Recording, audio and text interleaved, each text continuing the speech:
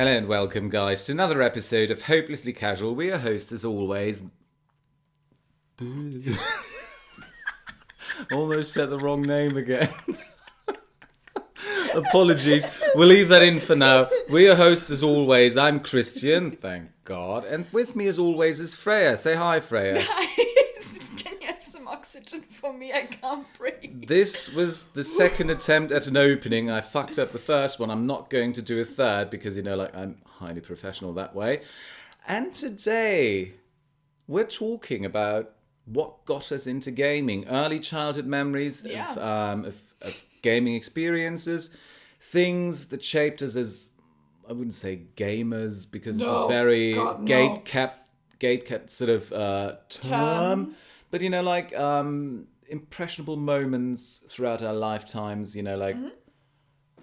when we started playing games, things that really stuck in our memories, while playing games, that kind of thing. That was the greatest opening ever to any podcast ever. I think people know exactly what we're going to talk about. The concreteness is magnifying. I'll leave the rest to you. I think I've done the best I could. I'm going to live in a cave now. Perfect. So this is a solo podcast now, which is a very unfortunate timing for that to happen because I believe you've so much more to tell on this topic than I actually do. Would you like me to start? You go ahead. Since I'm a few years your senior, maybe a good idea. My senior, okay. You know what I mean. So basically, what are my earliest memories? So I do remember before I ever had a PC or a console of my own, I remember those little demo stations they had at stores, they're still a thing kind of, but it used to be a bigger thing back in the day because, the internet wasn't around. Yeah. For those of you listening for the first time, I'm 35 at this point.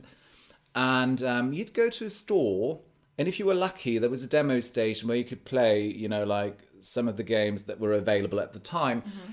And I do distinctly remember it was around the time when, 8-bit turned to 16-bit. Mm-hmm.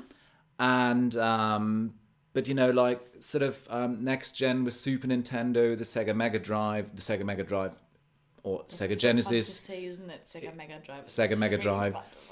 But the Sega Mega Drive or Genesis, depending on where you're from, had been out for a bit longer than the Super Nintendo, that's for sure. Mm-hmm. And the demo stations, largely, at least when I was playing on them, consisted of the NES, where you'd play Super Mario Brothers 3. Yep. Or, the Sega Mega Drive where you'd play Sonic the Hedgehog. Mm-hmm. And very interesting thing because, I vividly remember, walking up to those stations, you'd see the older kids play. Sometimes you were lucky, when you were at the store with your mum and it wasn't all that busy and you'd pick up a controller and you'd be able to play Sonic for a few minutes or Super Mario Bros. 3. And up until this point, at least not that I remember, didn't really have a concept of what a video game was. But you picked up the controller, you looked at the older kids play, you figured it out, okay, on the D-pad, you press left, you go left, you press right, you go right. So intuitive. Exactly. You press A, you jump. Yeah. It was a fairly simple concept, Sure. but nonetheless, kind of intriguing. Mm-hmm. And, very much... to the anger of my mother, that was the one thing you wanted to do while at the store. You'd go there and it's like, oh my God, they have a demo station. And you could spend hours there. It was free video gaming. And then I think it must have been around, 93 when Christmas came around and I unwrapped the Super Nintendo with the Super Game Boy, the little adapter thingy where you could play Game Boy games on the Super Nintendo. Right. And Super Mario World was the pack-in title. To this very day, my favourite game on the Super Nintendo because it's just perfection when it comes to, platforming. Mm-hmm. And basically we hooked it up and I started playing. There's still home video footage of me, playing. I think it must have been the third stage on Super Mario World, you know, like me running after Yoshi or something like this. I was a cute child. I bet you were. Yeah, I really was. There's nothing left of that. I was gonna say, you outgrew it pretty fast. Thank you so much. 35 years and a horrible life will do things to a man. But yeah, that was... And years later, I asked my mum, single mother, you know what I mean? And I asked her, why... how come you got us a Super Nintendo? Because, you know, like the thing was not cheap when it came out. And she was like, well, you asked for one. And I have no recollection of that. But I was like, well, cool. But how did you afford it? And That's she's wholesome, like, though. yeah. And she said, well, I had just started my new job. I got a Christmas bonus and everything. So I thought I'd get you the thing. You know, I don't know. I welled up a bit because, in like, it's a nice thing. But because I do remember my mum and me playing on the thing together, you know, like, because my mum made sure that the things were age appropriate that we played. But, you know, like, in terms of the first gaming memories that I had, that's me. Yeah, fair. Oh my god, I don't even know. Like, I mean, I got into what you would consider gaming at best very, very, very late. Because I have never really been that exposed to video games myself. I grew up on Nintendo. Mm-hmm. That was the only console that ever really entered our household. I mean, we had a PC. Which Nintendo, though? The first one, Nintendo DS Lite. Because fair I enough. wasn't allowed to... So a handheld even? Yeah, because I wasn't allowed to have any sort of video game or anything like that before I was, I think, 10. Mm-hmm. So at that point, the Nintendo DS Lite was the newest console. A friend of mine, like my childhood friend, kindergarten friend, who I've known now since we was 3 years old when we met. We're not really in touch anymore, but no real reason. We just drifted apart, life and everything. Fair, it happens. But we would spend every day together, and she had a Nintendo DS, so we would just take turns playing on that. I think mainly Nintendogs. Oh, I do remember the adverts for that. And some other games, but obviously it was like this insane cool thing that my friend had. And I asked for one, but I didn't get it till like a year or 1.5 years later, because I think... So either it was in 2008, which would be when I was 10, 11, Mm-hmm. or it was when I was 8. I don't remember. Mm-hmm. Fair. But sometime between then. I then got a DS Lite, and I got Nintendogs with it. I got Animal Crossing Wild World with it. Super Mario Bros. 2, I believe it was. In terms of like big franchise games. Mm-hmm. Some smaller stuff as well, but that was like Yoshi's Island 2, I think. Maybe New Yoshi's Island. Maybe, yeah. Because I have that one. Yeah. too. New Yoshi's Island. Probably. We could look that up actually. Yeah, and that was that, and oh my god, how could I forget Mario Kart? Oh yes. Mario Kart, I played that so much.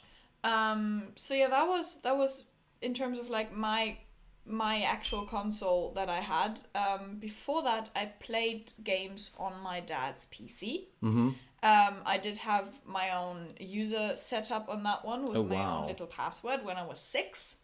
I never used the PC without asking. Obviously, that was, of course, the thing. Was like, am I allowed to use it? And I had some super random, obscure games on there.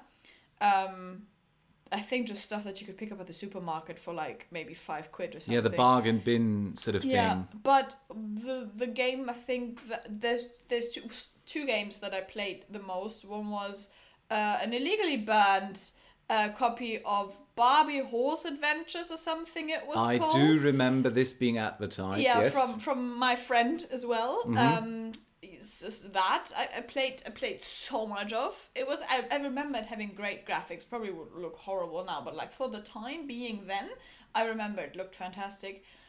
And the other one was called Dino Island, where it was effectively like amusement park tycoon game. Fair. With dinosaurs. It was not Jurassic Park, but it was effectively that. You would build your own park, you'd had different kind of islands that you could choose from, and then you would put the dinosaurs in there. It was basically Jurassic Park It was without the basically license. Jurassic Park, Yeah. exactly. I played that a shit ton because I'm such a dinosaur girl. Like I was. Well, who wasn't? You're little. Everybody loves dinosaurs, don't I feel they? like people were either space kids or dinosaur kids. You could be both. Okay, don't be attacked. It's like, was they the only ones? Like when people say, like, well, you can like either Michael Jackson or Prince. Both are problematic, but I'll listen to both. Hey. But yeah, so dinosaurs all the fucking way. And my dad played it with me quite a bit actually because I didn't care about the actual mechanics of. I was too young to understand statistics and how to get up my finances and maybe place that sort of attraction there in order to get people. Because the whole game was like, if you put a lot of like carnivores, then hooligans will come in. So maybe you should put some herbivores to balance that out to become like a child-friendly park. You could have dinosaurs fight each other. You could genetically enhance them. You could cross them. And Okay, the implications are great. First of all, carnivores bring in hooligans. Yes. You get the herbivores, you get the more friendly people. At the Correct. same time, you can have the fuckers fight each other. Yep. And then you can play God, which you already have because Yes. you created dinosaurs again. to Jeff God. And then you can genetically, we all watched Jurassic Park and Jurassic World. yeah, I hadn't at that point. I was too young. Oh, But it was super fun, and then my dad would sometimes play it with me because obviously I would go bankrupt like that because I would just spend all my money on Tycoon games are a bitch when you're little, aren't they? Yeah, it's not. It's nearly as if you're not the target audience. In my case, tycoon games really are a bitch still. Depends. I now own the official Jurassic Park games 1 and 2, and I've played so much of the first one. Really fun. Also Are looks those great. the evolution games? Where you, Yes. yeah, I heard good things about them.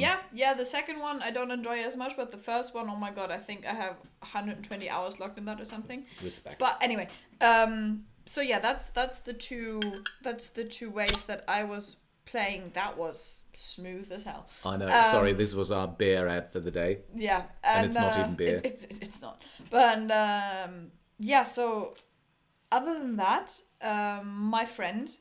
my kindergarten friend had 2 older brothers. Mm. So there were 3 kids at home. They had a PS2. Ooh, nice. And that was the only other sort of contact that I ever had with a console. Because we would play SingStar on that. So much SingStar. She had another Barbie horse game for the PS2, which we would also play. Because I don't know if it was Barbie, it was some horse game that you could do co-op multiplayer in. Obviously, she was so much better than me because she was used to the controller and I wasn't. And then there was a racing game. And to this day, I have no clue what it was. None. I also don't want to look up the rota of all kind of racing games that there were for the PS2 because I You'd bet be there's busy for a so while. many. But it was a game where you could choose your car Oh yeah, that's unique to that game. at I'm the sure. beginning of the game. And I don't know if that was because we logged onto her brother's account and then there was probably a rota, a stash of cars that they had unlocked, or if that was just how the game was set up. I have no idea. I'm like 4 or 5 at this point, 5, 6, something like that. But you would choose a car and then you could free roam through the city. And all that we would do would be looking for hidden like secret stunt places. You can like if you hit that ramp just right, you can get into that building and then you get some bonus points and that was it. Sorry, but if I may interject for a sec, was there like a yellow beetle? Yes. Midtown Madness. You may be right. I may be right because I played it too. Not on the PlayStation, I played it on the computer, but it might be Midtown Madness. You might want to look that up while we talk. I need to Google that. It might be that because it sounded familiar. But for a moment while you look that up, you know, Yes. like I mean it's so interesting. That looks so right. Yeah. There we go. Oh my god. Might be it. I might have, you know, like given you an opportunity to get back part of your childhood there. I don't know which one because apparently there's several parts, but oh my god. Okay, I'm actually pretty chuffed about that. That's pretty cool. That's insane. Yeah. I'm a river to my people. But yeah, that's the interesting bit, though. Like what always really got to me in hindsight was, also like, for example, my earliest memories are mainly Mario games. Like mainline Same. Super Mario games, where it's just like game design is so important because like. I remember my mum just hooking up the Super Nintendo, handing me the controller, and you figure things out. Yep. I mean, it's a platformer. It's not that involved. But there's a rule to designing games where it's like, if you have a platformer, if it's a jump and run game, jumping and running in and of itself has to be fun. Yeah. And it was. And, like, I remember playing through that game, and I never seen, and I think there's 62 or 64 levels altogether in Super Mario World, which made it massive. I've never seen all of them because at some point I took one or two shortcuts, and all of a sudden, after like I'd say around a third of the game, I was at Bowser's Castle and I beat the game. Well, it was like wow. And for me, it was. I mean, we're talking about formative gaming experiences. I was missing that word when we started it, but for me, this was such an interesting experience on so many levels because like back in the day you wouldn't go online for gaming, at least unless you were really involved. We're talking 93, 94 at the time. Yeah. And I remember us taking the Super Nintendo upstairs to my godparents, and we'd go to the video store and rent a Nintendo game, which was SimCity, the Super Nintendo port for it, and you'd have my godfather, my godmother, their daughter, my mum and me sitting around the TV figuring it out, like planning a city together. That's so wholesome. That's super wholesome. And, like, then my mum, like got me Super Mario Paint for it, which came with a computer mouse, which you would plug into your Super Nintendo. Oh, no way. And it was basically a very basic MS Paint. But at the same time, it had some games in it. You could do some basic animation. And when I say animation, you could have a thing follow a line and stuff like that. But, I had hours of fun in it. Because, like, you weren't used to anything at the time. When we talk about formative gaming experiences, I remember before we got our very own first PC, and sorry, guys, if you hear something in the background, you might be hearing the neighbors. But before we got a very first PC ourselves, I remember my godparents had a laptop in 95. Oh, damn. Yeah. That was a whole different thing back then. Because the very first thing you do is open MS Paint as a kid and play around in it for hours. Yeah. And you could really get lost in fucking Microsoft Paint. Me and my friend did that as well when exactly. we were like 5, 6. You just scribble along and then you'd fill in the fields and Yeah. everything. But in hindsight, what was much more impressive, and at the time you couldn't really put it into perspective, that laptop was capable of playing Little Big Adventure 2. Oh, I know the title. Exactly. It's I'm not going to go into too much detail. It was a 3D adventure from I think an isometric perspective. I got it on Good Old Games recently. I have to replay it. It's very clunky at this point from a modern perspective. But like that was really round about that time. From the demo stations in the stores to the Super Nintendo at home to like scribble on a home computer. Yeah. And then something happened.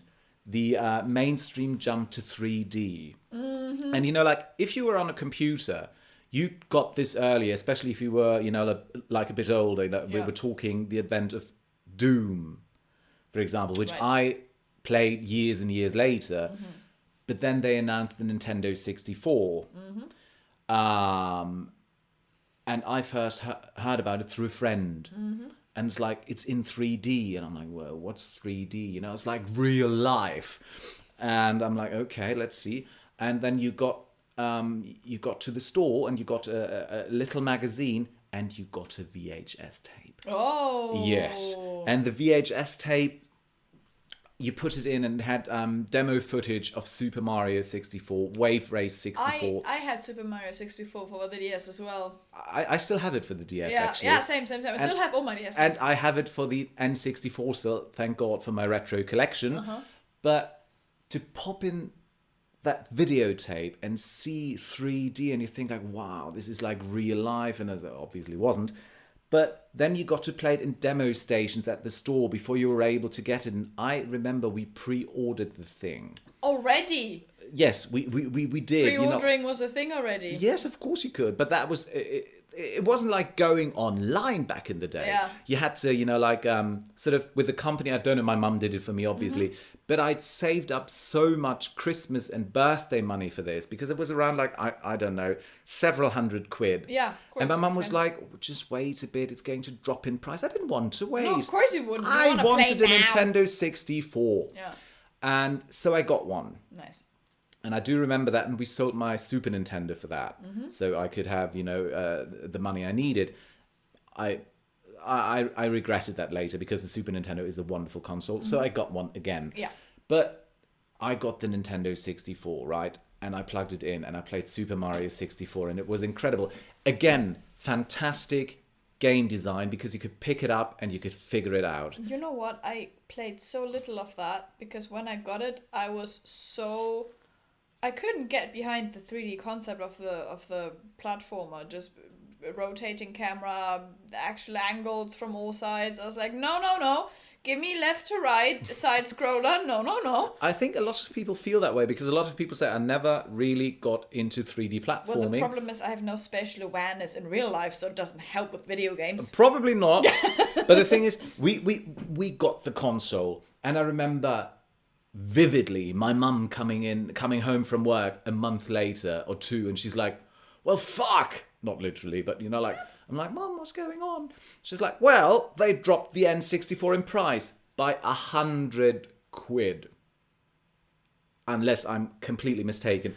But like single mother working full time, difference. Yeah, exactly, and she, I had no concept really of that, but I was like, but we were still one of the first ones to have a Nintendo 64. And she's like, yeah, because that's so fucking important. But yeah, that was my jump to 3D, and boy, for me it was a revolution, but at the same time, done, in my opinion, so perfectly because my first opinion on my first home console was Super Mario World, and then was Super Mario 64, and it was all new, but at the same time familiar because Mario. Yeah. I only went across the Nintendo board, like I said. So I started off with the DS Lite, and then moved on to the Wii. Ooh, nice, good console. Which I still have. I actually have it here in Hamburg now as well. Just like recently played some of it again. I have the Wii U. We should hook it up to the projector and play some, I don't know, whatever. I have, that's the thing, I have Mario Kart for it, of course, because Mario Kart on the Wii, that was the main thing, right? Because with the Wii, you could have the steering wheels. Oh yes, you could plop in the controller. True. I mean, also the motion control in of itself was pretty revolutionary as a concept. But Mario Kart was a big one on that one. Mario Party was a big one on that one. Also on the DS already, but on the Wii was just way more fun because you could easily play with people. Tell you what, the original Mario Party came out on the N64, and you'd have to do a lot of games where you just had to really, really, really quickly rotate the what do you call it? The stick? Yeah, the joystick. Yeah. And you'd do that with the palm of your hand. Yeah. And you'd go bananas with it, and you'd literally, fuck up your hand. Yeah. My mum's like, you're no longer playing the game, and everybody looked like they had fucking stigmata in their right or left hand, because everybody wanted to win at Mario Party. But sorry, I interrupted you, but I do remember Mario Party on the N64. And then, of course, Wii Sports and Wii Sports Resort. So the Wii really lived off the competitive side of gaming and the co-op games, I feel. I did have Mario Galaxy for it as well. I do have that still. It was the same thing with just like 3D, and I was pretty overwhelmed with it. and I never really figured it out, to be honest. I never played through it because there's this distinct part where one of the NPCs tells you now it's going to get really hard, and they weren't kidding around. I mean, I'm sure there's a lot of people out there sitting there now and thinking face palming that. Yeah, like, right it really wasn't all that hard. Fuck? But I give you that much. I agree. That was the first time I really struggled with the 3D environments, especially when it came to those little planetoids and everything. Yeah, exactly. Well. It was round. You had to deal with the gravity. Yeah. And you were no longer dealing with a flat 3D environment. All of a sudden, it was very spatial. Yeah, it was weird. Yeah, no, I couldn't. And then after the Wii, I skipped the Wii U. I never had that. I did have the 3DS though. I do have that still. And then, of course, what we haven't... I also all have my console still. And what we haven't mentioned so far is Pokemon. Which I, of course, also had for the Nintendo and for the 3DS. I also got into Pokemon very late. People are gonna chastise me now, probably. But I only got into it with Pokemon Black and White. So Generation 5, I believe that is. And I never played the original generation. I played Heart Gold, Soul Silver, and Omega Ruby, and then from Black on all the following ones. So not Black and White 1, 2. I didn't play those, but X and Y, and then Sword and Shield, and now and whatever Sun and Moon before that. Sun and Moon and X and Y were out for the 3DS. And Omega Ruby as well. And then Sword and Shield, and now what the hell is the latest one? Oh, Scarlet and Violet for the Switch, which I also have. Well, that brings me to, after we got the Super Nintendo, my mum, and it was actually my mum, actually took a shine to the Game Boy, the original one. The big grey box. Yeah, my mum had that. I still have it, and it's glorious to this very day. And she bought with Tetris. Exactly. She bought it. She bought Tetris because great fun. And you had all those little attachments, like the lens, the magnifying lens for it, and then because it wasn't backlit, the screen wasn't backlit. You also had a little thingy that would light up the screen. But did it come with a little flashlight? No, it didn't. You had to buy those things separately so you could play at night. EA wishes. And the thing is, I remember then I waited for Super Mario Land, which was the first Mario game on the thingy, and then came Super Mario Land 2, 6 golden coins, which was so much more advanced compared to Super Mario Land 1. But what stuck out to me the most in hindsight, my mum got a solitaire collection for the for the Game Boy, because my mum was very mum-like at the time, because when we got a PC, what would she play on the PC? Solitaire. Sometimes Hearts, but mostly Solitaire. And she got something like this for the Game Boy. Right. And that was, I don't know, to this very day, so very iconic, because I think at this point my mum plays hidden object games or whatever they're called. My mum as well. She has a Steam account for that. Ooh, my mum plays it at mobile games. Which is quite cool though, because sometimes she looks into my Steam wish list and she's like, well, your birthday's around the corner, have this. That's sweet. That's very sweet actually. But, the whole solitaire thingy. But this is where I also played the first generation Pokemon games. I played Pokemon Blue. Because the daughter of my godparents had it, and she had her own Game Boy, and I was allowed to borrow it. Ah, I see. But since it only, I think, had one save state, I couldn't save my progress. So every time I played it, I had to start all over. And when you're little, I feel, you have a capacity for redundant things much more than you do now, because I play the first, let's say, 2 hours of the game so many times, where you walk into the tall grass and then Professor O calls you back. It's like, no, you need a Pokemon. Then you have to deliver a parcel. You have to come back. You can't get any Pokeballs yet, so you can't catch the fuckers. Yeah. Then I tried replaying those things years later, and I got Pokemon Sun for the for the 3DS. Thinking, okay, let's see how those things play now. And by God, is Pokemon Sun handholdy. Yeah. Because you can't do 3 steps hours into the game without something scripted happening. That's true, but they're also not necessarily the best example of Pokemon games. I mean, I'm not really into the matter at all. I'm not into the fan base, so please don't cancel me for it. But like, I feel like the Alola regions, the Sun and Moon and Ultra Sun and Moon, which I also have, not that popular. But the thing is, like, I was there for first generation Pokemon and we played the shit out of it. They used to be so hard.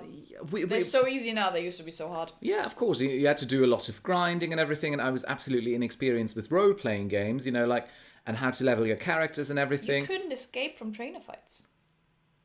Yeah, you couldn't. You couldn't, that's true. But you'd get a Caterpie, first chance you get, and then you'd grind till it turned into Butterfree. I think so. Because, like, that thing could do Psycho, whatever the type is, attacks, and that would get you fairly far.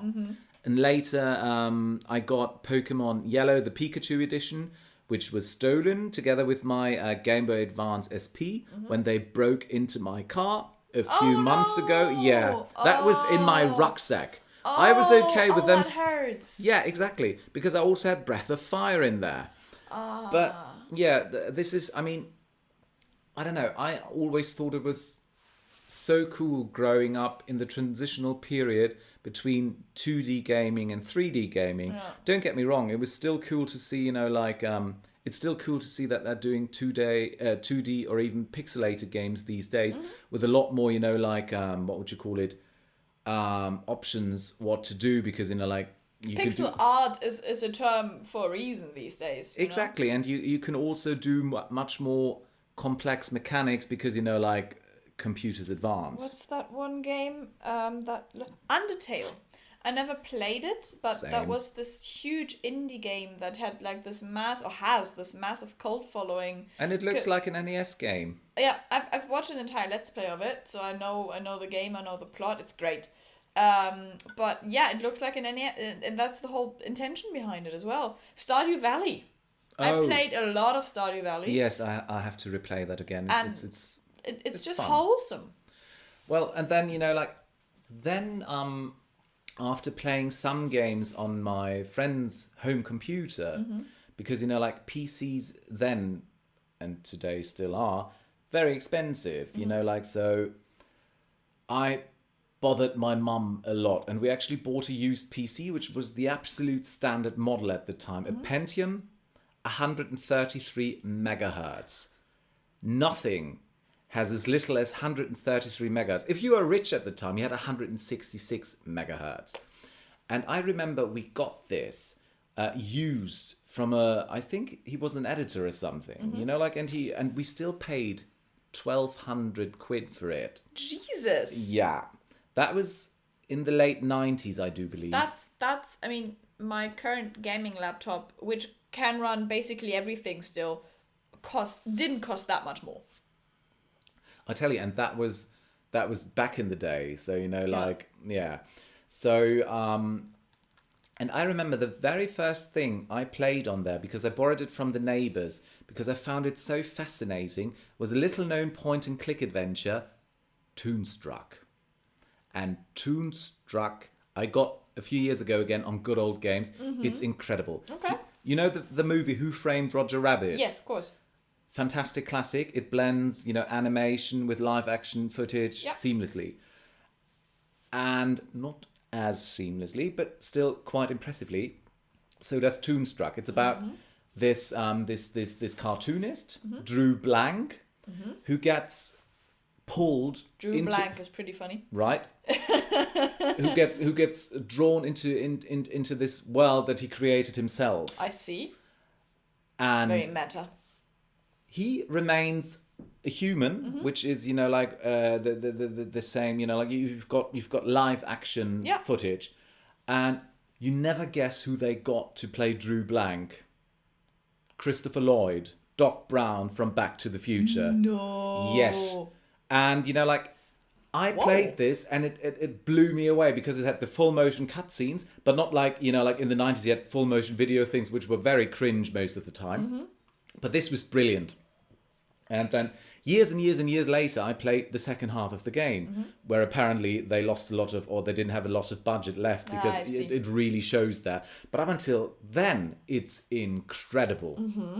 And I replayed it and played it all the way to the end for the very first time, like 2 or 3 years ago. I see. Was a bit disappointed with the ending, obviously.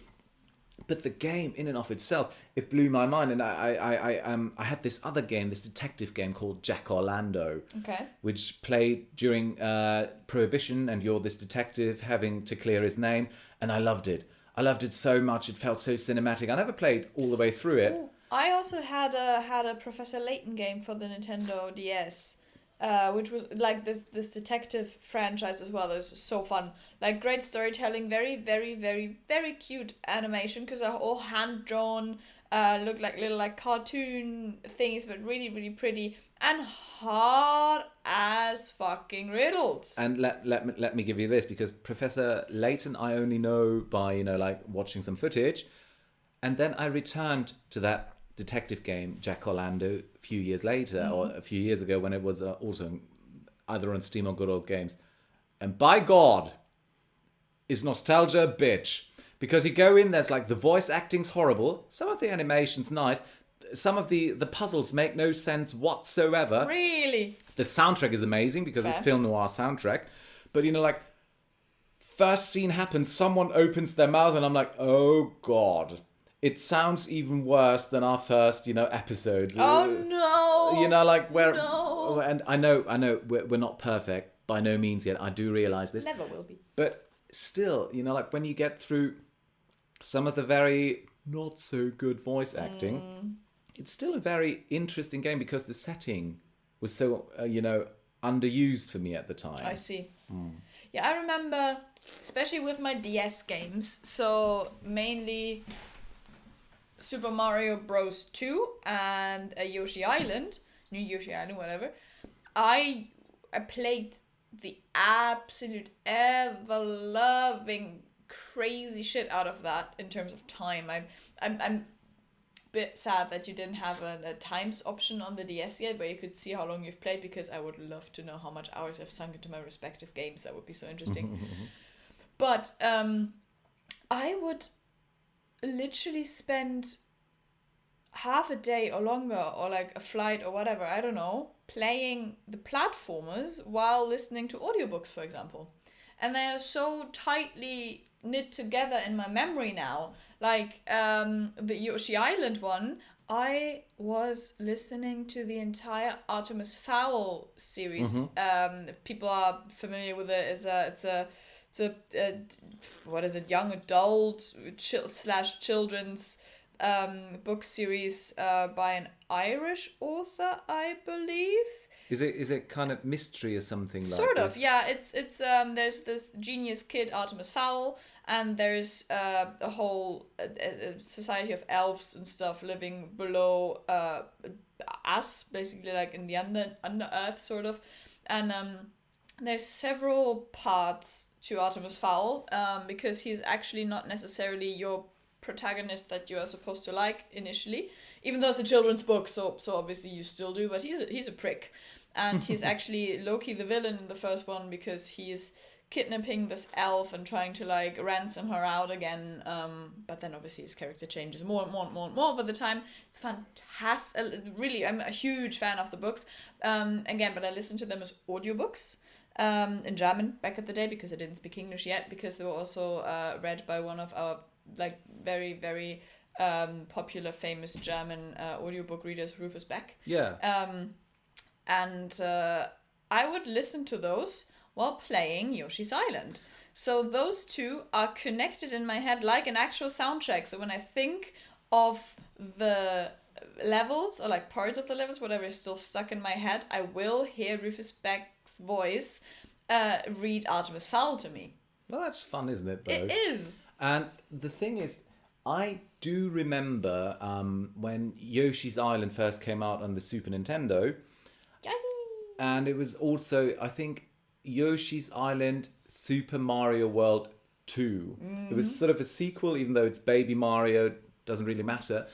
And if you look at Super Mario World, it's a fairly plain-looking SNES game for what the console later is capable of. I mean, it's a pack-in title, you know. So like it always takes part of the generation of the console to like really know the full potential of the thing and what you can do.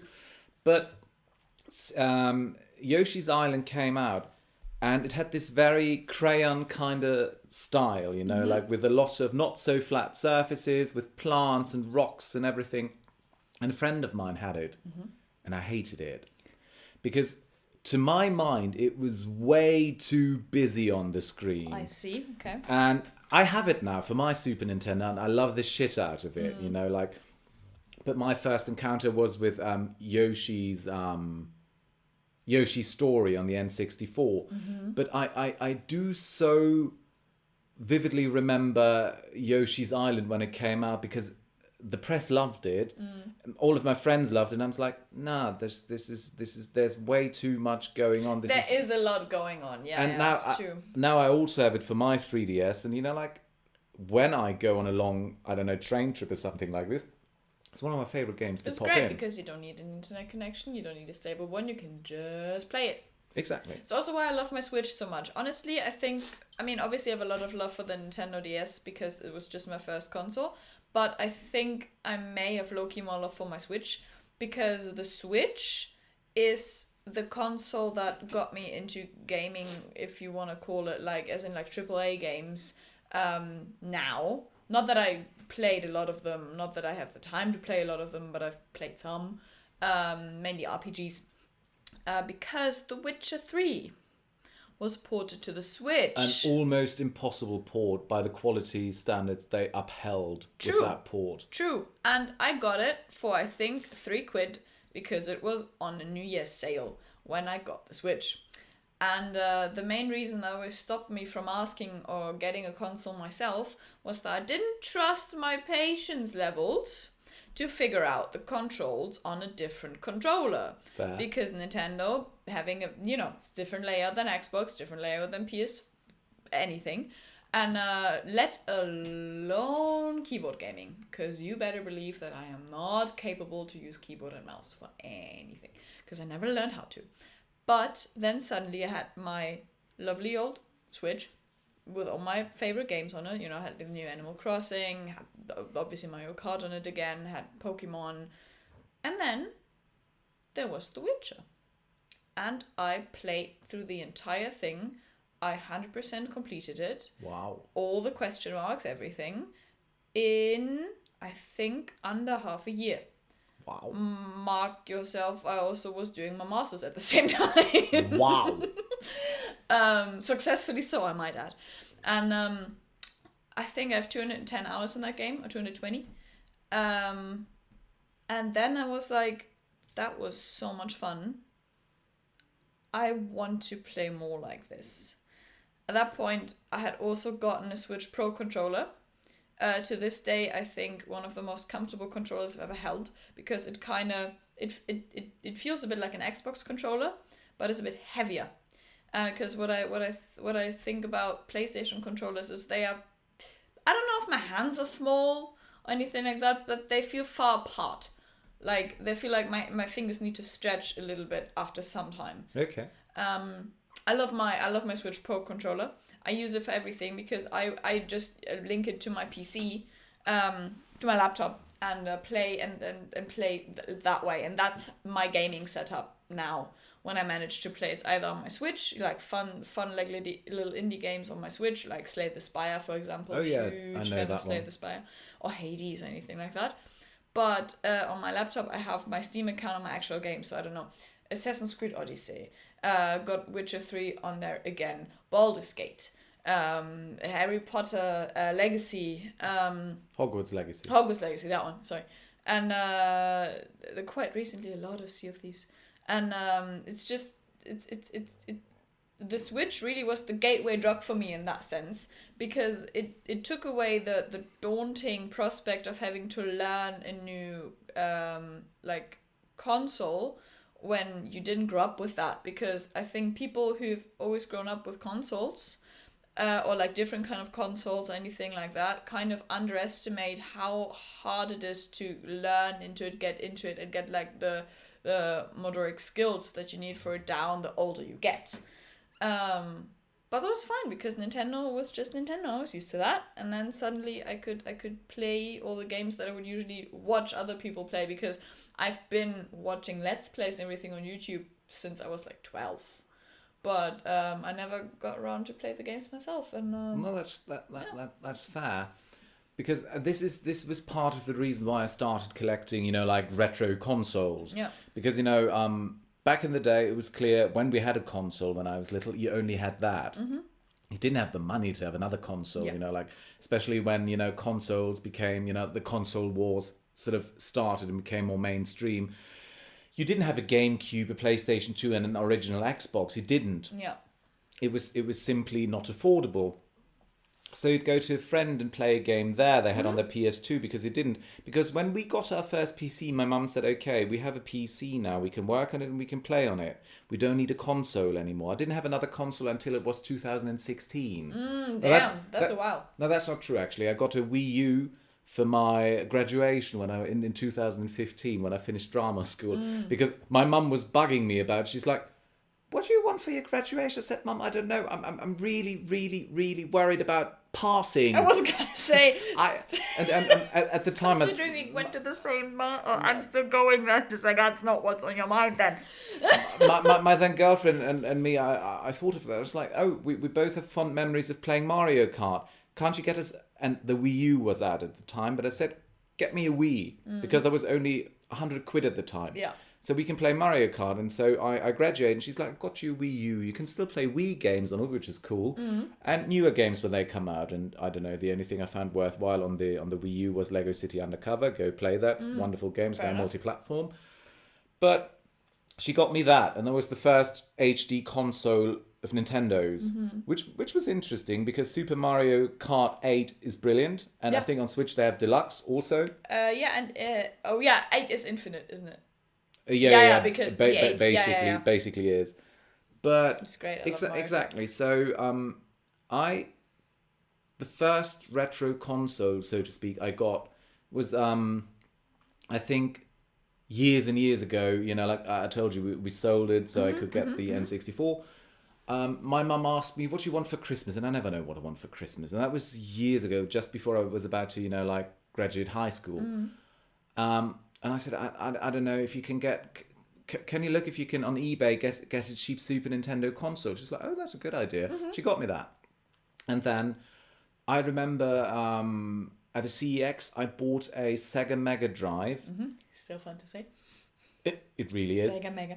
In the box. And that was... it was no longer, sealed in, but it was in the box. Right. I still have it. And I remember walking up to the counter and speaking to the clerk, and I'm like, sorry, carbohydrate.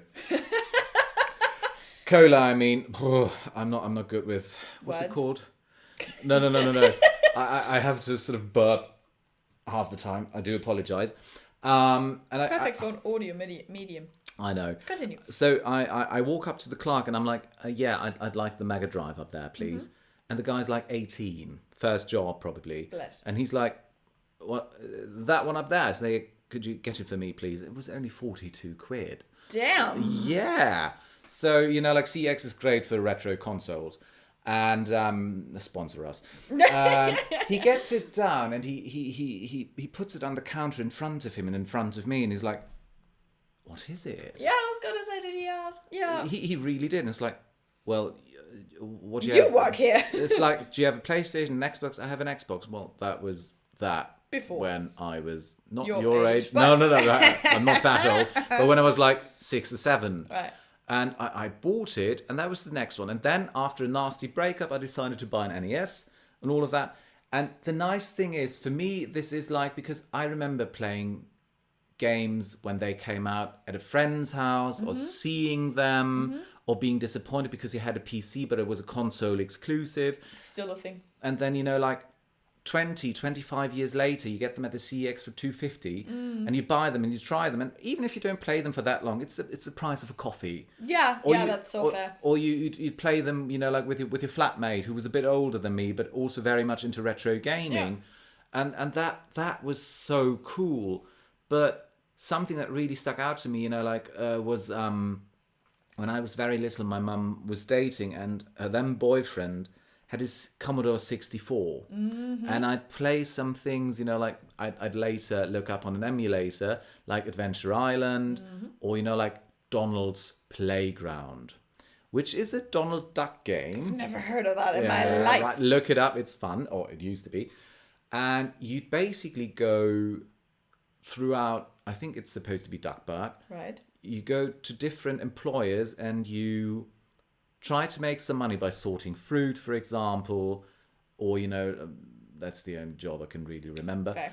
In order to save up enough money to go to the store and buy things to get for the playground so your nephews can go there. And whenever you'd buy something, a nephew would come to the playground and play on those things. That's so wholesome. In a way, it really is. Also sad, but wholesome. In a way, it really is. And I do remember that being one of my favourite games. Yeah. And at the same time, also, I do remember him having the games he'd play himself in the background. Because back in the day, PC games had big boxes. Yeah. Those big cardboard boxes. And he'd had LucasArts classics in the original, like Monkey Island, Zack McCracken, Day of the Tentacle and all that. Damn. Where I was like, can't we play that? And it's like, no, you need to be able to read for that. And, Yeah. And I was in preschool at the time. Yeah. But, this, I recently remember, the boy had, the man had those LucasArts classics that I do enjoy playing to this very day. Oh, that's so sweet. But yeah, that was, if I think about it, I got to play a lot of things when I was little, you don't realize that until, you have to really think about it. Yeah. I think one of my most wholesome video game memories actually isn't that far, hasn't been that long. Was before I moved out to study. So it was in between me finishing high school and me moving to London to start my studies. So summer 2016. Me and my dad played through 4 point-and-click games from a German developer, which have also been translated into English, though. They're called Deponia.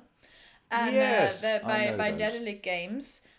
Which unfortunately doesn't exist anymore because... After they made the Gollum game. Gollum, oh god, Dedalic, why? And then Gollum happened. Funnily enough, they were a Hamburg-based production company. And Gollum completely fucked them. But...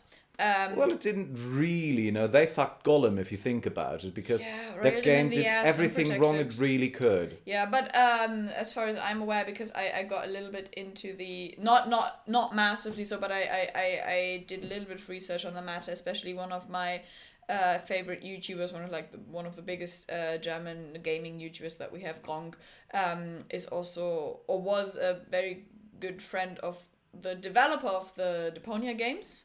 I think he was the developer, and he had already left Dedalic at the time when Gollum started, and a lot of people from the golden days of Dedalic, which was mainly Deponia and Edna games, weren't there anymore at the time. By the way, this is a clear recommendation. Go play Deponia. It's on PC and every major console. It's hilarious. Fun. It's super fun. It's not that easy. It's very creative, though. It's super creative. It is unhinged. Yeah. And it is super wholesome. It really is. And I played through all 4 parts with my dad in the summer before I left Germany and moved to London. So that's one of the, we would spend the entirety of the summer holidays just playing through that. Me and my parents watched all 10 seasons of Friends.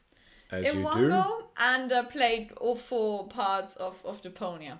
That was a real fun summer.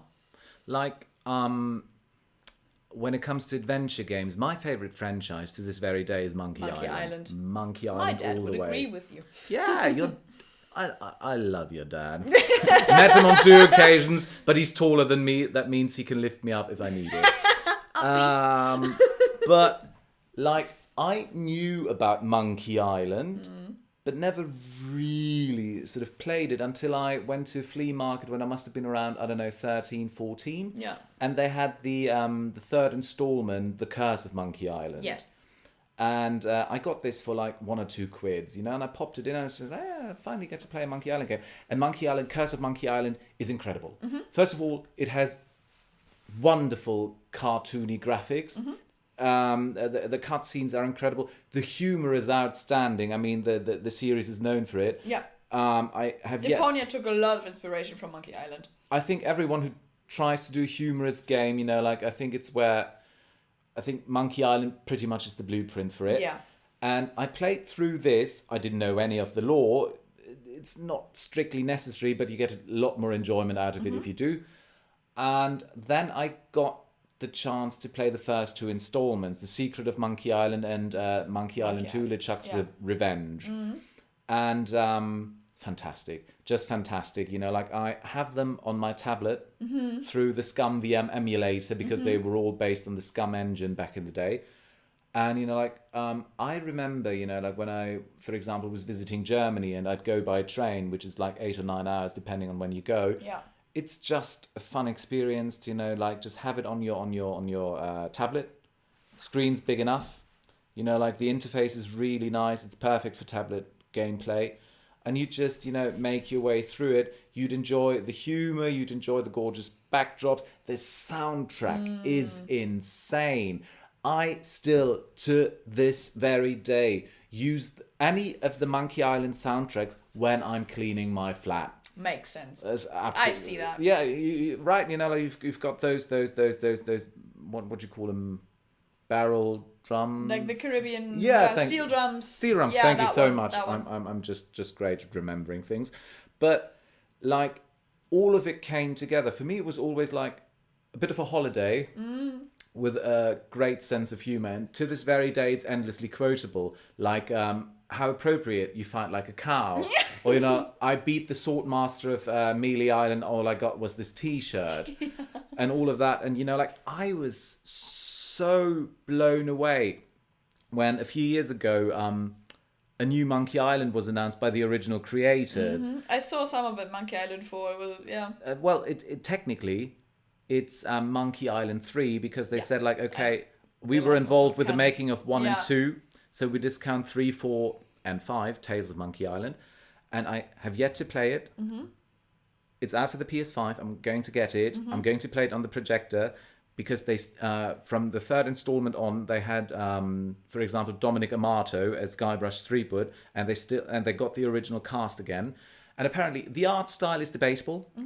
Apparently, but as long as the humor and, you know, like the design works, I'm sure I'm going to love it. I heard a lot of good things about it. Still have to play it, but, you know, like Monkey Island, incredibly formative for me. And from there on out, I branched out into other LucasArts adventures, the Indiana Jones games, Last Crusade and Fate of Atlantis. Fucking incredible. Maniac Mansion, which was, you know, like one of the first ones. Loom, Day of the Tentacle, Full Throttle. And, you know, like what is such a wonderful thing is that they're getting ported to modern day consoles these days.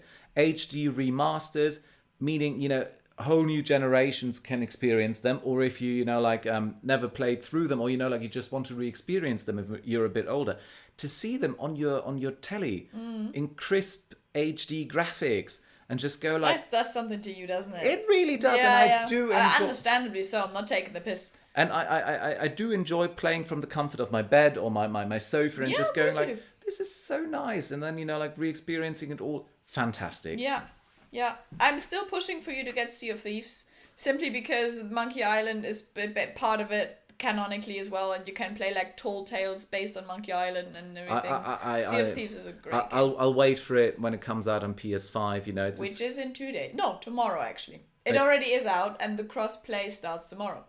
I'll have to wait a bit longer. I have no money whatsoever right now, so bring in the big advertising bucks right now. Spotify. But yeah, in terms of I don't know, formative gaming experiences, I mean, like, I think some of the most impressionable things for me was really the change from 2D to 3D. Yeah. Because this was a paradigm shift for us at the time. And then, you know, like, for example, experiencing franchises you very much love on a different media. Like, for example, You might have noticed at this point, I do enjoy me some Star Wars. What? Yeah, You've never mentioned that before? No, I really I do. also have One Piece games for the Wii, so. There you go. And then, like, I remember playing Jedi Knight Dark Forces 2 on the PC, 3D Star Wars game with full motion video cutscenes with real actors. Right. Okay. At this point, I'm sure they look a bit hammy. But this was the first real-life Star Wars footage we had since episode 4, 5, and 6. So it was a big deal, of course. It was a really big deal because you had lightsabers, you had Jedi, you had Dark Jedi, and you to run around and further explore that universe, to me, was mind-blowing. And then, like, loads and loads more Star Wars games came out and were out before that. But, like, when you don't have access to it, you don't realize what you're missing. Yeah. And so, like, for me, like, there's like, oh my God, there's Star Wars games and there's more. And it's like, I'm back. what am I going to do? So little time. Yeah. Yeah, that's fair. I mean, that's the nice thing about games, when it just, like, gives you that interactive part of the franchise. And, I mean, it depends on how they're done. Star Wars, of course, is an example for, like, very successful games. There were some very shitty ones, that's for sure. But I feel like the overall, especially with the Jedi Knight ones that came out, Jedi Survivor and Jedi Fallen Order and Jedi Survivor. I haven't played them because I don't have a PlayStation. I think they only have a PlayStation. I think they're out for PC as well. Either way, I haven't played them, but every single person that I've spoken to about these games have been religiously blown away by them. Like, and let me tell you, I mean, there's this effect if like you return to a game years later. Like, for example, with me it was Tekken 3 on the first PlayStation. It was like, when I first played it, I was like, wow, this looks amazing. And then you return to it and you're like 10, 15 years later, it's like, it didn't used to look like that. It looked much better back in the day. No, it didn't. But like, playing Jedi Fallen Order or Jedi Survivor and seeing some of the graphics and the vistas and the sound design and everything, this looks and feels now like Star Wars games felt to me like when I was a little kid playing them. Because, I mean, back in the day, you weren't used to better graphics. And, like, especially when you go back to really primitive 8-bit games and stuff like that, your mind fills in a lot of the blanks. Yeah, you can never underestimate how much of a jump the graphics have made and what you're used to when you were a kid. And you, if you progress in getting better, you don't notice it as much. If you go back, though... Exactly, and you realize how much was filled in by your imagination. Yeah. And it's impressive and at the same time a bit sad, because you now stand in front of those incredible vistas and it looks amazing, and the gameplay and all that. And I stood on Kobo, on that planet, and there was a Luca Hulk, separatist droid controlled spaceship, and you see the vistas like, oh, I probably get to go there, and you do. Yeah. And then back in the day, it's just like, okay, these 4 pixels represent the Death Star, for example. And you had just as much fun because you weren't used to anything better. You got it. Like, it was not an anachronistic going about it. You were completely and utterly aware of what you could expect. And that's why it worked. Like, the framework was agreed upon. You knew what you were getting, and you're like, yeah, this is cool. Like, Pokemon Snap. I have. Oh yes. The thing is, I have never played the original because I didn't. It was just not a thing when I was younger. But I have Pokemon New Snap for the Switch now. Oh, there's a Pokemon New Snap. Yeah, I didn't realize and it's actually really nice because it looks really sweet. It looks really, really cool because, I mean, Pokemon has shat the bed graphics-wise incredibly with Scarlet and Violet, because some of it looks horrible in terms of world building, but at least the animation of the Pokemon, the sprites and everything looks great. Fair. Because Scarlet and Violet is the first complete open world Pokemon game. Sword and Shield had open world elements. Great games, by the way. Sword and Shield, I absolutely love them. But Scarlet and Violet were the first attempt at an open world game, and the world itself looks terrible. Copy paste all the graphics for all the rocks and everything. It's just like PlayStation 1 looked better, low key, but the Pokemon look great. And Pokemon New Snap came out in between Sword and Shield and Scarlet Violet, and I mean, it doesn't have gameplay other than you snap. scrolling through the level and snapping. But it looks great. It looks really great. I can show you at some point, like a Switch. I'd like that. I'd like that very much. But taking that at face value and then going back to the original, I don't know if you would have a good time. Because it's a different framework, and you gotta see, especially video games. I mean, we always say this with films and movies. We always like, you have to see them as a product of their time. Yeah, but video games even more so. Like, I remember I was so excited for Pokemon Snap to come out, the original back in the day, and then it was an on-rail shooter, basically, where you just, look left and right, and you can throw apples or stones to make them aware of you. And you take pictures. And I was like, "Is this it?" Because I like to explore worlds. Yeah. And I thought you could do that.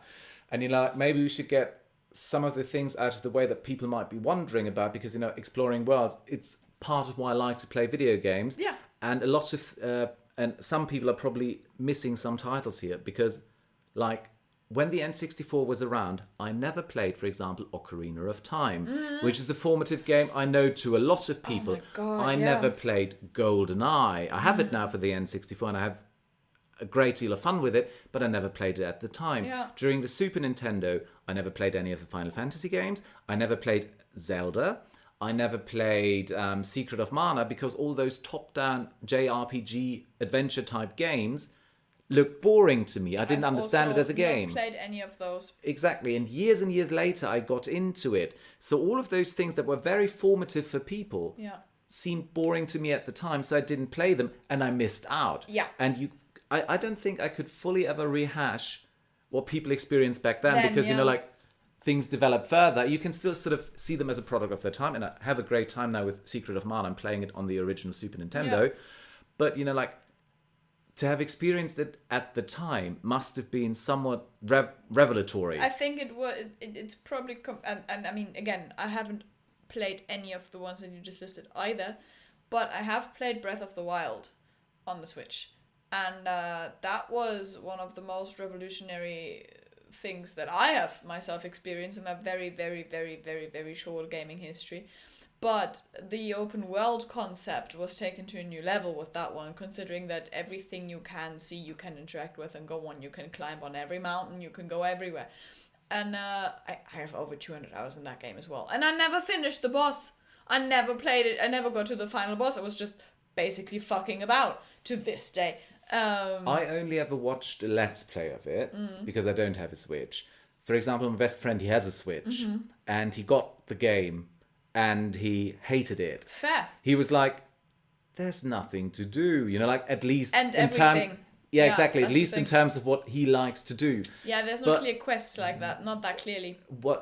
Something that stuck out to me, though, when I was watching the Let's Play, the art style, which is a bit like, I don't know, pastel colored, sort of, and like... a bit sketchy, cartoony, but... Exactly. Yeah. It reminded me so much of the instruction manuals and the artwork you'd see for Zelda games back in the day, when graphics like that weren't possible.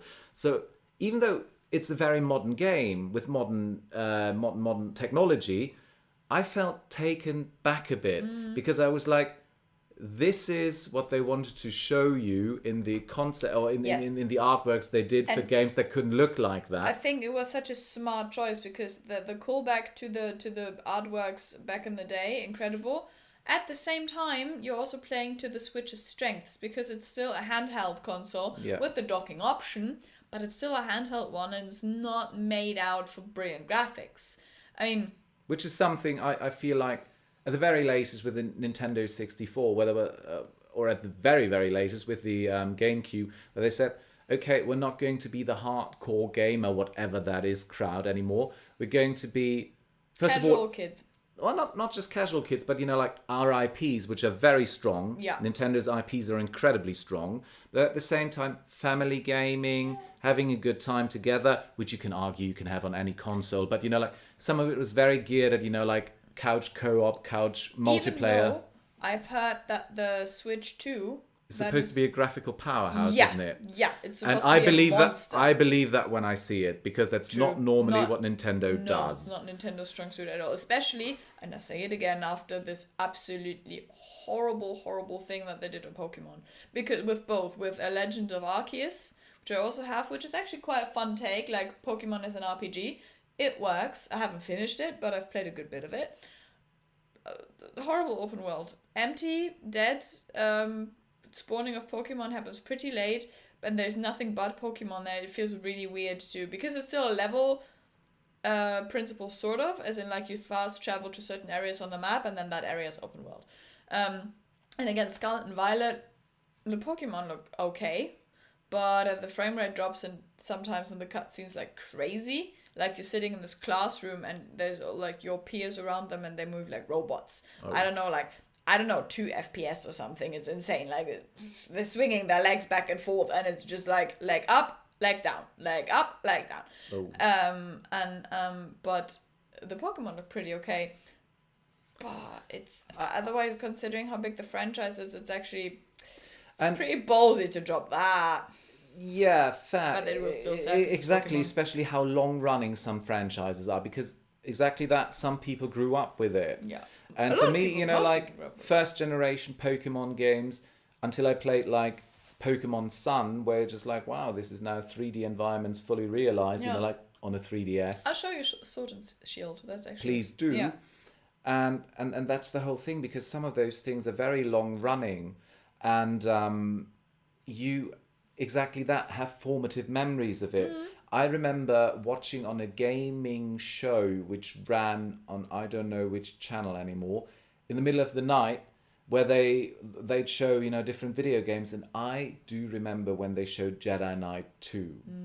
And at first I thought, well, like I don't like games that are all that dark, like I don't know, I was a bit like, I don't know, I like bright colorful things. But the formative thing about it was lightsabers actually clashing.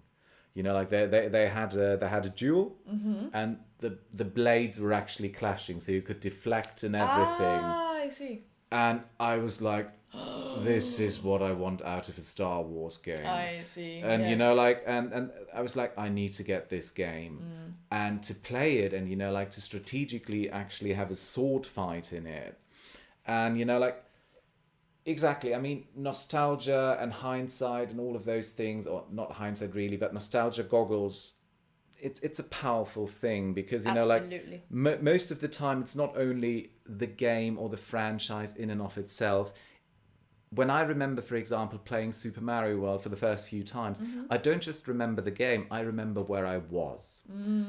Sitting, same. Yeah, kneeling on the living room carpet, playing. I remember my old childhood room. Exactly, having the couch table behind me, my mum sitting on the sofa and all that. You remember the like smells, that the sounds. Christmas morning. Exactly. Oh, yeah. And I think this adds to it. And it's interesting how franchises grow, how they depart sometimes from the trodden path and everything. But it's incredible how long running some of those things are, because Mario, it's over 35 years now, I believe. The Legend of Zelda, all of those things, Pokemon, I think started in 96, 97, something like this. Yeah, something like that. And those things evolve, literally. Pokemon. Fair enough, good point. But starting with, for example, Super Mario Bros, and then all the way up to Odyssey at this point. I think that's the latest. I have Odyssey as well on the Switch. And of course, that is a 3D platformer I can work with somehow. I don't know what they changed, but that one works for me. I mean, Odyssey, I only watch the Let's Play as well. Then you've got, the sideline Mario games like New Super Mario Bros, like Wonder is, I think, the latest that's out at this point when we're dropping the episode. I need to play that. And it's incredible, because I think something I really like about this is I have a lot of good and formative memories in terms of gaming with those things. And to this very day, when you pick up one of the newer ones, you still have some of those wow moments. Yeah. Where just like, this is still great. Like with Jedi Fallen Order, Jedi Survivors, like I've played a lot of Star Wars games, but to have another wow moment in terms of lore or gameplay. It's when the nostalgia that you have for the franchise anyway is then mixed with some new experiences. You're just like, oh, that's a perfect cocktail of dopamine. Give me that, please. Yes, and to see that the franchise still has something to give. Yeah. And not just, like, it's not just, well, this wasn't bad. No, it's actually excellent. This is fantastic. But I think in terms of, like gaming memories, maybe just as an impression, I think there's much more. There's so much more. But I like to open up the topic of video games in this podcast as well. It's like, our first, I think, at this point. Properly, yes, of course. And like, I mean, if we call ourselves nerds and if we say we're going to talk about nerd culture, obviously that has to be part of it. We'll get back to it once you get Sea of Thieves, and I've got you hooked on that one. we probably have to get back to other things related to gaming before that, because it might be a while before I'll be able to play Sea of Thieves. Play Baldur's Gate 3, know. Ignore the first two, you'll never get there. Can't. You'll never get there. Probably not. There's the thing. There's so many things I want to still play, and I don't have the time. No, who does? But at the same time, like I know this episode especially, like, has a lot of room to go left and right of the path we were talking about. But I think this is only fair because we talk about formative experiences in gaming. And they're so subjective. Exactly. And it's just that. It introduces you to something and it leads you to the next thing and the next thing and the next thing. I think this episode is a pretty good reflection of that, I feel like. So we'll see where it takes us from here next week. Yes, I'd say so. Thank you so very much for listening. You guys have a good night or day or whatever. And we see you next time. Bye-bye. Bye-bye for now.